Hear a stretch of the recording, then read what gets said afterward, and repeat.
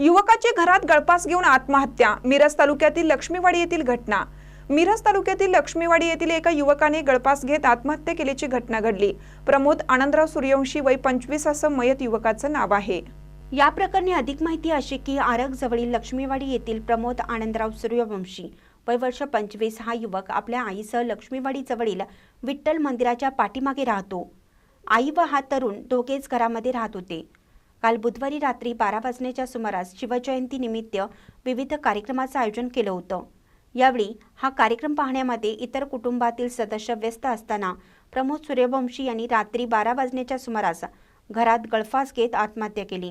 या प्रकरणी घटनेची माहिती मिळताच मिरज ग्रामीण पोलिसांनी घटनास्थळी धाव घेतली।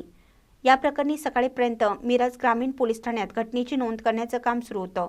अधिक तपास मिरज ग्रामीण पोलीस करत आहेत। महानकरे न्यूजसाठी आदिमानी, मिरज।